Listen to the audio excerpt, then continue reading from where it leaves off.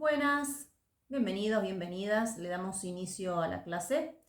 Como les anticipé la semana pasada, hoy nos vamos a centrar en la teoría de la comprensión de Gardner y su relación con el ámbito educativo. Recuerden que la semana pasada lo que hicimos fue introducirnos en la teoría de las inteligencias múltiples de este mismo autor. Así que hoy vamos a desarrollar esta segunda parte, ¿sí?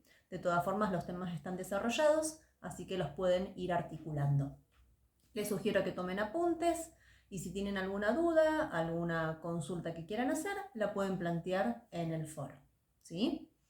Para introducirnos en el tema y recuperar un poquito los contenidos que vimos la clase pasada, recuerdan que la teoría de las inteligencias múltiples, que es la teoría central de este autor, se centró específicamente en respetar las diferencias entre los individuos, en las variaciones múltiples que tenemos en la manera de aprender, y en consecuencia las distintas formas que tenemos y que podemos evaluar estos aprendizajes.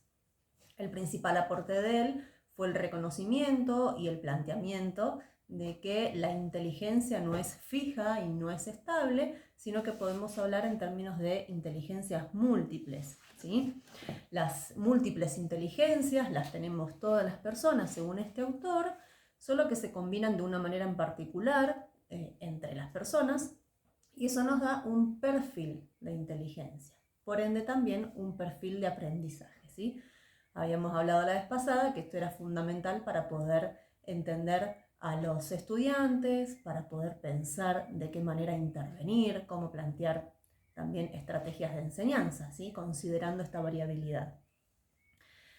La inteligencia de un sujeto, para Gardner, va a estar determinada y condicionada tanto por su dotación genética, habíamos dicho, como por las experiencias de vida, las experiencias culturales y educativas. Y en este punto es que se vuelve fundamental poder plantear cuál es el papel de la escuela, ¿sí? Es importante tener en cuenta que el desarrollo de la teoría de Gardner se enmarca dentro de las corrientes cognitivas, ¿sí? Y constructivista, sobre todo desde los años 70 en Estados Unidos, ¿no? El momento en el cual comienzan a tener mucha influencia. En ese mismo contexto también se iban a profundizar otros aportes importantes dentro de la psicología cognitiva que tenían que ver con el planteo de la importancia de las emociones en el desarrollo de las habilidades cognitivas, ¿sí? Un poco tiene que ver con lo que hoy conocemos y que está bastante generalizado su uso y el uso de este término como inteligencia emocional. Bien. Como les decía, entonces nos vamos a centrar en la teoría de la comprensión desarrollada por Gardner, pero bueno, no quería dejar de vincular lo que vimos la semana pasada con lo que vamos a profundizar en el día de hoy, ¿sí?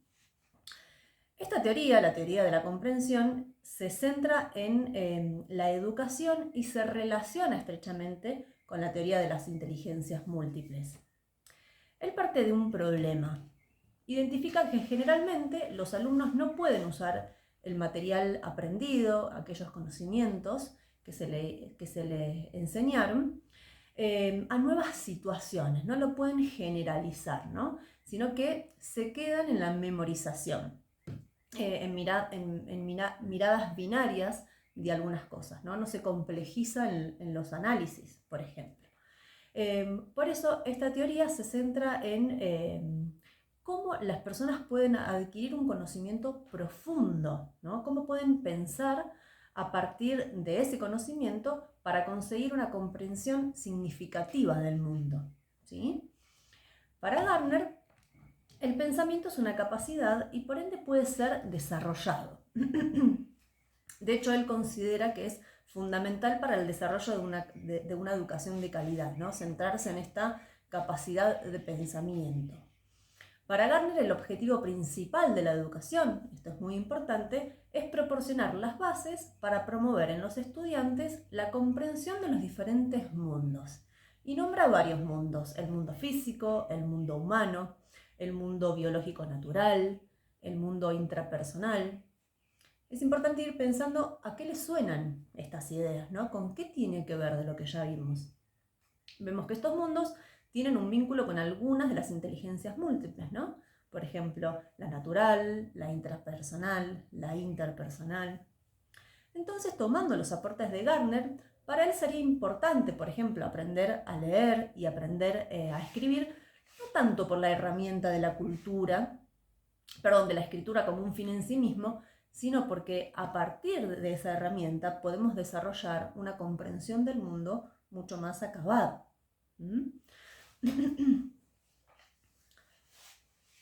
Pero vemos qué es para Gardner comprender el mundo. Intentemos desarrollar y profundizar esta idea. Él dice que comprender es poder hacer representaciones mentales de aquello que se ha aprendido. Cuando un estudiante comprende algo, tiene que poder dar cuenta de eso que aprendió. Tiene que poder poner de manifiesto lo que puede llegar a ser con ese aprendizaje.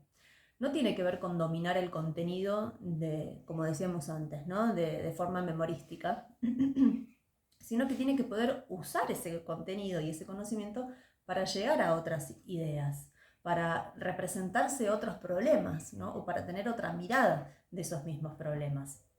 Esto favorece que el alumno asuma un papel activo en su aprendizaje. Recordemos que estamos dentro de las corrientes cognitivas que consideran que el conocimiento se construye, ¿no? Son teorías constructivistas. Por eso va a decir que hay comprensión cuando los alumnos pueden relacionar, analizar, interpretar, hacer comparaciones, críticas, ¿sí? Esto, y esto es muy importante, implica poder manejar la información de forma flexible y adecuada, nos dice Gardner. Ahora bien, no todas las mentes funcionan de la misma manera. Esto es el planteamiento principal de lo que vimos la semana pasada, ¿no?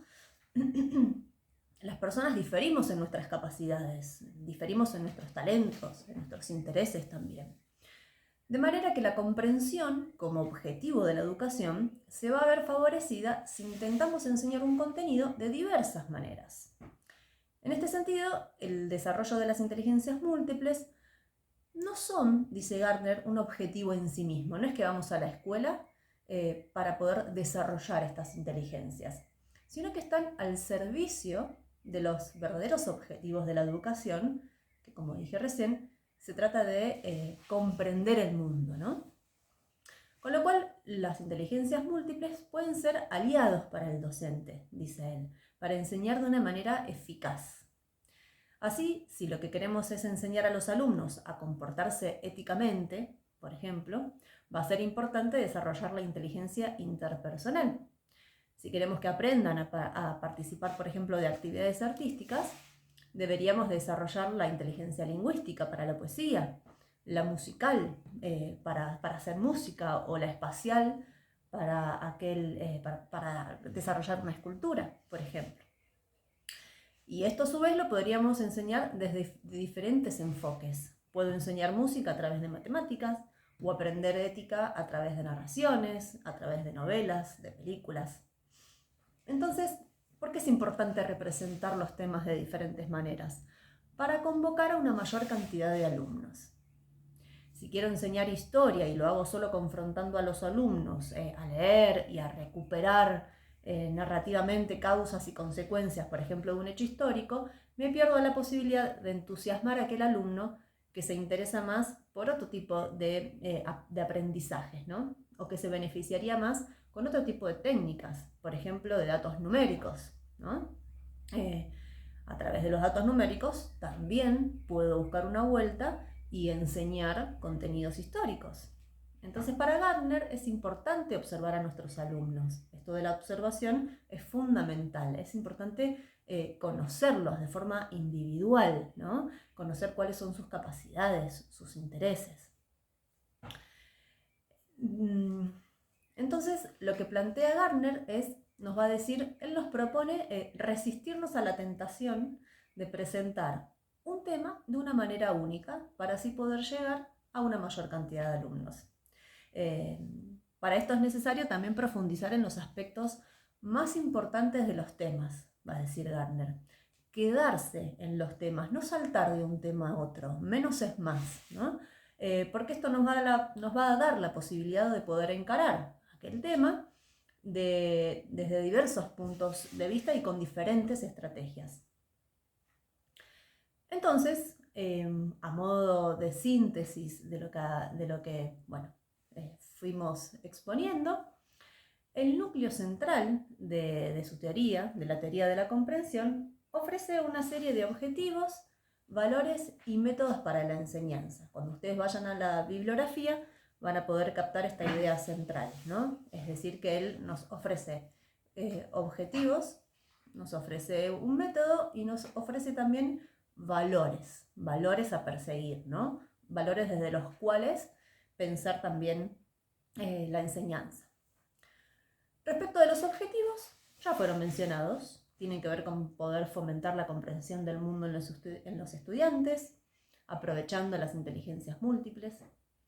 Respecto de los valores de su teoría de la comprensión, tienen que ver con guiar a los docentes en lo que para él son los aspectos esenciales de la enseñanza, ¿sí? Por eso decía, son como puntos que nos orientan en nuestra práctica ética, ¿no?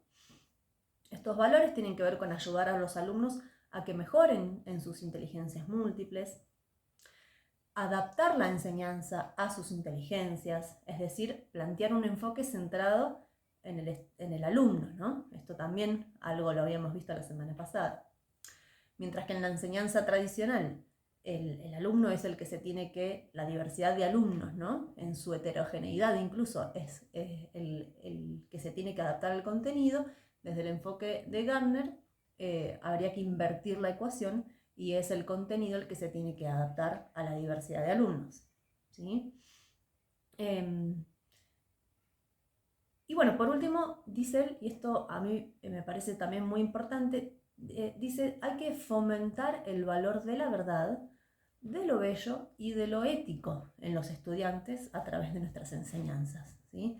Tiene que ver con esto que él decía como objetivo de enseñanza, ¿no? El objetivo de la educación formal, formalizada, es favorecer la comprensión del mundo. Para él la comprensión del mundo, desde una mirada abarcativa, desde un concepto muy abarcativo, tiene que ver con poder valorar lo bello, lo bueno y lo verdadero, ¿sí? En relación al último punto, esto es al método, él nos ofrece una serie de tres aspectos que están interrelacionados, pero que son importantes de todas formas considerar independientemente para poder entenderlos mejor. Se trata de, cuando él dice método, se refiere al método de enseñanza, es decir, él se pregunta y nos ofrece una forma de poder acercarnos, aproximarnos a estos temas tan importantes para él, para lograr nuestros objetivos de enseñanza. En primer lugar dice, hay que identificar diversos puntos de entrada, ¿no? ¿Con qué tiene que ver? Bueno, tiene que ver con poder cautivar e involucrar al alumno en el tema que se va a desarrollar, considerando sus múltiples inteligencias. Puntos de entrada, puertas de entrada, pensar por dónde, a ver cómo es este estudiante, qué le gusta, qué le interesa, cuáles son sus debilidades, cuáles son sus fortalezas, ¿no? ¿Por dónde podemos entrar? Esto nos permite asegurarnos el interés y el compromiso por parte de los alumnos, ¿no? O por lo menos acercarnos un poco más. Si un alumno tiene facilidad e interés por la lingüística, bueno, este podría ser un punto de entrada para aproximarlo a algún tema que sea importante. En segundo lugar, dice, es importante que el docente realice comparaciones, use metáforas, ejemplos para favorecer la comprensión. Implica poder presentar un tema que aún es poco familiar para nuestros estudiantes a partir de lo trabajado o de lo sabido de otro tema, ¿no? O estableciendo conexiones entre diferentes áreas del conocimiento. 3 dice priorizar el núcleo central de un tema. Lo que decía hace un ratito, seleccionar temas importantes, apostar a menos temas pero a mayor profundidad. Esto implica pasar y detenerse un tiempo importante en cada tema, ¿sí? En este sentido, a modo de ejemplo, un ejemplo que podría como cumplir con este método que él nos ofrece, podríamos enseñar la historia del Renacimiento, un tema importante, muy abarcativo, no solamente recurriendo a la lectura de textos que expliquen ese periodo histórico, ¿no?